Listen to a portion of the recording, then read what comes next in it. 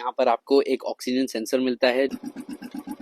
एक बहुत इंपॉर्टेंट चीज है जिसके वजह से ये गाड़ी डिमांड में रहती है। आपको रोड पे धक्का मारना पड़ेगा। अब वाली बुलेट में थोड़ी सी बेटर है, वो है कैटालिटिक कन्वर्टर के साथ यहाँ पर उसको स्टोर करके रखता है। Guys welcome back to the channel, hope you guys are doing absolutely fine. आज मैं आपके लिए लेकर के आ गया हूँ रॉयल एनफील्ड की क्लासिक 350 PS3 मॉडल। इस वीडियो में ये जानने की कोशिश करेंगे कि क्यों 2026 में आपको रॉयल एनफील्ड का क्लासिक 350 मॉडल कंसिडर करना चाहिए और BS3 ही स्पेशली क्यों करना चाहिए। क्या ऐसे फीचर्स हैं BS3 के जो आपको आज बुलेट परचेस करेंगे तो आपको नहीं मिलेंगे। रॉयल एनफील्ड की सेल्स काफी इंक्रीज हो चुकी है और इस वक्त 2026 में रॉयल एनफील्ड की कोई सी भी गाड़ी ले लीजिए, स्टैंडर्ड, क्लासिक, इवन जो भी बटालियन ब्लैक उनका आ रहा है जो कि नॉर्मल बुलेट 350 है, उस सब की सेल बहुत इंक्रीज हो चुकी है। अगर हम सेकंड हैंड मार्केट के ट्रेंड्स को देखें तो जो इनका पहले इंजन आता था, जो BS4 तक के आता था इंजन, उसकी डिमांड बहुत ज्यादा हाई हो चुकी है। मेरे साथ जो गाड़ी है इसका इंजन वही पुराना वाला है, वो जो इंजन सबसे ज्यादा डिमांड में है। तो चलिए इस वीडियो को शुरू करते हैं। पहला पॉइंट है ये इंजन।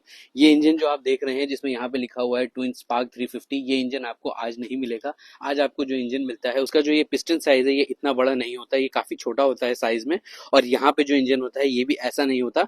यहाँ पे आपको कोई गैप नहीं मिलता अब वाली गाड़ी में, जैसे आपको इस जगह पे गैप मिल रहा है कार्बोरेटर के नीचे, काफी क्लोज सा होता है। यहाँ पे ऐसा कुछ आर पार नहीं दिख रहा होता। तो यही एक बहुत बड़ी निशानी है। और साथ ही में आपको यहाँ पे दो स्पार्क प्लग्स मिलेंगे, यहाँ पे एक है और दूसरी साइड में एक और स्पार्क प्लग है। कि जो रिलायबिलिटी, इसका जो टॉर्क है और इसका जो थंब है वो अभी वाली गाड़ी से बिल्कुल अनमैचेबल है। अभी वाली गाड़ी कहीं से कहीं तक भी इसको मैच नहीं कर सकती है। इसका आइडल पे जो साउंड है मैं आपको वो भी दिखाऊंगा। इसमें साइलेंसर भी चेंज हुआ है, इसमें इंदौरी लगा हुआ है। दूसरी चीज काफी छोटी है लेकिन एक्चुअली काफी इंपॉर्टेंट है, ये एम्प मीटर। आपको अब इस टाइम ये एम्प मीटर नहीं दिखेगा। ये एम्प मीटर बेसिकली ये बताता है कि आपकी बैटरी की पोजीशन क्या है, उसकी हेल्थ कैसी है। मतलब लाइट ऑन करते हैं, जैसे कि मैं पास स्विच आपको दबा के दिखाता हूँ, जब मैं पास ओपन करूंगा तो ये हिलेगा। ये हिल इसलिए रहा है क्योंकि ये पीछे की तरफ आ जाता है कि बैटरी यूज हो रही है। देखिए ये नेगेटिव में आ गया और अब मैं इसको छोड़ूंगा तो ये बीच में आ गया। तो कहीं ना कहीं आपको ये बताता है कि बैटरी कितनी कंज्यूम हो रही है। तो ये भी एक बहुत जबरदस्त फीचर है जो आपको इस वाली बुलेट में मिलेगा पर अब नई वाली में नहीं मिलेगा। नेक्स्ट चीज जो मैं आपको दिखाने वाला हूँ वो एक बहुत इंपॉर्टेंट चीज है जिसके वजह से ये गाड़ी डिमांड में रहती है, वो है ये कार्बोरेटर। ये है कार्बोरेटर जो अब वाली गाड़ियों में नहीं आता। अब वाली गाड़ी जो है वो FI में आती है, फ्यूल इंजेक्शन में। लेकिन कार्बोरेटर होने के बहुत फायदे हैं। कार्बोरेटर इजी टू मेंटेन होता है। साथ में कार्बोरेटर में आप यहाँ से पेट्रोल ऑफ कर सकते हैं, आप अपने RPM की ट्यूनिंग कर सकते हैं, आप माइलेज को इंक्रीज या डिक्रीज कर सकते हैं। तो ये सारे फीचर्स आपको कार्बोरेटर वाली गाड़ी में ही मिल सकते हैं। FI वाली गाड़ी में सब कुछ सेंसर बेस्ड होता है। तो गाड़ी डिसाइड करती है कि उसको RPM कितने रखने हैं, माइलेज कितना रखना है, फ्यूल और एयर का जो उसको कंजम्पशन करना है इंजन को, वो कितना करेगा, ये सब कुछ सेंसर पे बेस करता है। लेकिन इस वाली गाड़ी में आप कार्बोरेटर से इसको ट्यून करवा सकते हैं। लोगों को मैंने ऐसा भी देखा है कि कार्बोरेटर की बहुत अच्छी ट्यूनिंग करवा के उन्होंने बहुत अच्छा माइलेज निकाला है बुलेट से। तो ये फीचर आपको पुरानी बुलेट में ही मिल सकता है, अभी वाले मॉडल में नहीं मिल सकता। थर्ड फीचर अगेन इलेक्ट्रॉनिक से रिलेटेड है, लाइट स्विच। तो इसमें आपको लाइट स्विच मिलता है जिससे आपको यहाँ से आपके पार्किंग लैंप्स जो छोटे वाले लगे हैं ये जल जाते हैं और यहाँ से आपकी हेडलाइट जल जाती है और आप चाहें तो सब चीजों को ऑफ भी कर सकते हैं। पर आज अगर आप बुलेट लेने जाते हैं तो आप किसी चीज को ऑफ नहीं कर सकते। जैसे ही आप चाबी ऑन करेंगे आपकी हेडलाइट, आपकी लाइट, सब चीजें अपने आप ऑन हो जाएंगी। कभी कभी ये इरिटेटिंग भी लगता है और ये स्विच आपको अब वाली गाड़ी में नहीं मिलेगा। एक और जो बहुत इंपॉर्टेंट और बहुत अच्छा फीचर है वो है इसमें देने वाली ये किक।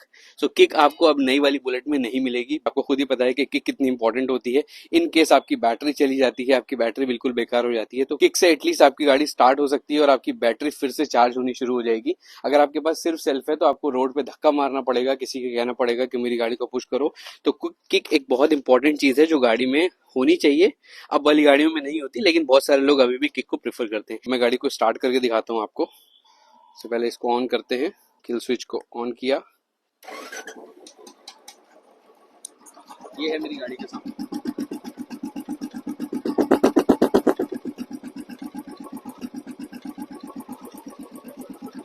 तो ये जो साउंड है आपको ये अब वाली गाड़ियों में नहीं मिलेगा, इसलिए क्योंकि वो गाड़ी एक तो FI है तो उसका RPM इतना स्लो नहीं चलता है, उसका RPM थोड़ा ज्यादा चलता है इससे। और गाड़ी काफी हद तक जो मॉडर्न बाइक्स हैं उनके जैसा फील कराती है। तो ये थंब और ये RPM का जो ट्यूनिंग है ये भी आपको सिर्फ और सिर्फ पुरानी BS3 मॉडल में ही मिल सकता है। जो वाले मॉडल में यहाँ पर आपको एक ऑक्सीजन सेंसर मिलता है जो कि गाड़ी में से जितना भी फ्यूम्स बाहर निकल रहे हैं उसको यहाँ पे सेंस करता है और कैटालिटिक कन्वर्टर के साथ यहाँ पर उसको स्टोर करके रखता है। जो आपकी गाड़ी है वो फ्री फ्लो नहीं रहती और कहीं ना कहीं आपकी आवाज गाड़ी की उतनी अच्छी नहीं आती है। है। इसलिए अगर आपको अपनी गाड़ी की आवाज बहुत अच्छी से सुननी है और आप पसंद करते हैं अच्छी आवाज, तो आपको कहीं ना कहीं BS3 या BS4 मॉडल ही लेना पड़ेगा। फिर BS6 को अगर आप लेके कन्वर्ट कराते हैं तो आपको ये सब हटवाना पड़ेगा और आपकी कहीं ना कहीं एक्स्ट्रा कॉस्ट उसमें इन्वॉल्व हो जाती है। एक चीज है जो मैं बोलूंगा कि अब वाली बुलेट में थोड़ी सी बेटर है, वो है यहाँ पे डिजिटल इंस्ट्रूमेंट क्लस्टर। यहाँ पे उन्होंने एक छोटा सा डिजिटल इंस्ट्रूमेंट क्लस्टर भी दे रखा है जो कि इस वाले में नहीं है। उसमें 2-3 फीचर्स दिखाता है, ट्रिप ए ट्रिप भी वगैरह, वो पसंद है। लेकिन बहुत से लोगों को विंटेज लुक ही पसंद है,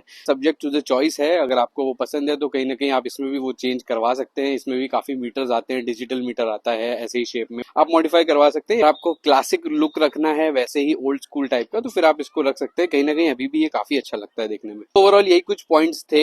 ये सब फीचर्स पाने के लिए जो मैंने आपको इस वीडियो में बताए हैं, आपको BS3 वाला ही मॉडल लेना पड़ेगा। It's it for the video guys. I hope आपको इस वीडियो से कोई ना कोई इन्फॉर्मेशन मिला होगा। अगर आपको इस वीडियो से कोई भी इन्फॉर्मेशन मिला है तो प्लीज इस वीडियो को लाइक करिए, चैनल को सब्सक्राइब करिए और मिलते हैं ऐसे ही किसी नेक्स्ट इन्फॉर्मेटिव वीडियो में। Thank you so much for watching this video.